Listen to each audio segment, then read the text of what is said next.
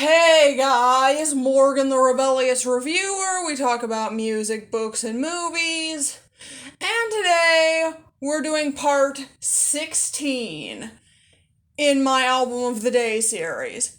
So, those of you who have seen the previous parts will know that this is a series where me and 6 of my imaginary friends, who happen to be dragons, review albums, and we pick them using the genre table on Rate Your Music, which basically just means we generate a random Pokemon, and we generate a random number, and then pick an album based on those two things.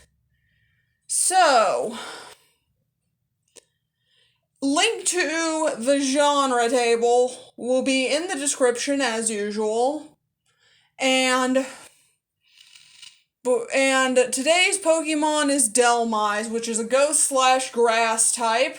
Today's genre is indie folk, and today's album is Dead Man's Bones by Dead Man's Bones. Before I bring in my imaginary friends to give their thoughts, though, I'm gonna briefly give my thoughts on this album. So, this is Ryan Gosling's attempt at a creepy indie folk album. No, I'm not kidding. It's also really good, with nice stripped back instrumentation and a surprisingly good children's choir. It's also got a really nice creepy atmosphere to it that makes it feel like the soundtrack to a folk horror movie. However, Ryan Gosling isn't that great of a singer. It's a good album aside from that, but Ryan's voice is kinda weak. Still, props for him for making something this weird. With that out of the way, let's get started with the voice acting, shall we? Hello, I'm Houdini Presto, and this is Blaze Flarington, Bolt Thunderstone, Skyler Wing, Forrest Woods, and Draven Onyx. This is the 16th video in the Album of the Day series. Today it's my turn to pick, and today's genre is indie folk. So, this was a surprisingly easy genre to pick from. Not just because I like this genre, but because all I had to do was use the Rate Your Music charts. I just combined the indie folk genre with the Halloween descriptor and found today's album, Dead Man's Bones by Dead Man's Bones. I was not expecting Ryan Gosling to be involved, but I'm not complaining. Anyway, this album sounds like it's being played by skeletons.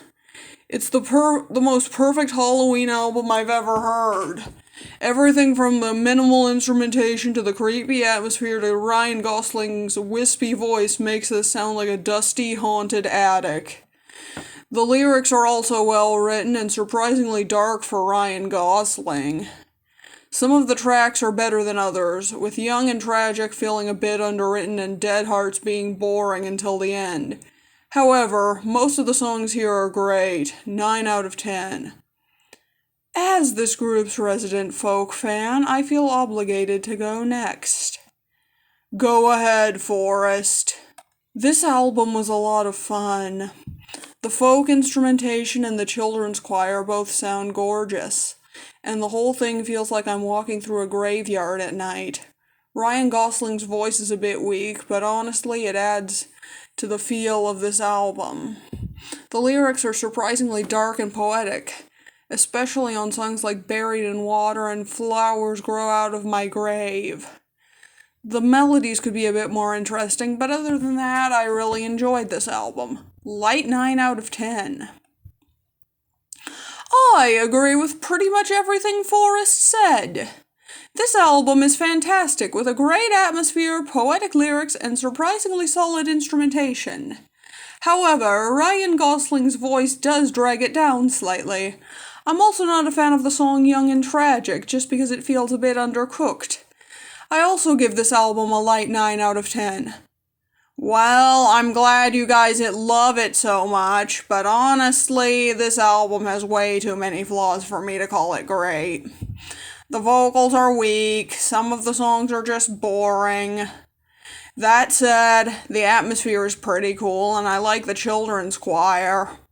I'll admit that the less folk-oriented songs like In the Room Where You Sleep, Paw Power, and Dead Man's Bones are incredible, and My Body's a Zombie for You is great just because it's hilarious. Werewolf Heart has an interesting, almost dark cabaret feel to it. I just wish there weren't so many boring songs on here. 7 out of 10. I'll go next since I have a feeling Draven's gonna feel more positively about this album than I do. Go ahead. This album sucked. I'm sorry, but I don't know what you guys are seeing in this. Ryan Gosling can't sing, the melodies are drab and uninteresting, the production sucks, and the instrumentation is so basic that it's obvious that two non-musicians made it. The only things I liked were the lyrics and the atmosphere, which I can get elsewhere, and the children's choir was admittedly pretty cool. Other than that, this album ranged from boring to terrible, and again, what do you guys see in this? 4 out of 10. Thank you, Blaze. You just foiled Houdini's attempt to overthrow me. Damn it. Anyway, this album is good. I like the spooky atmosphere. I like the minimal instrumentation. And I like how cryptic the lyrics are. I agree that Ryan Gosling can't sing. And some tracks do feel a bit underdeveloped. However, the good tracks on here by far outweigh the bad. I enjoy this overall. 8 out of 10. Now, Skyler. Time to add up our scores. Yes, it is.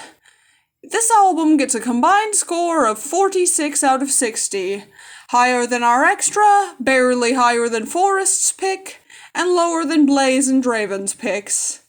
So, Draven is still in the lead, but Bolt and I can still beat him.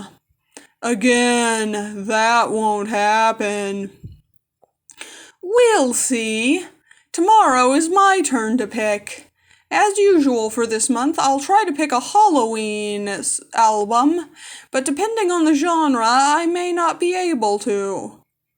Yeah, I had a fairly easy time, but I know Blaze and Forrest struggled a little bit. Anyway, let's throw it back to Morgan.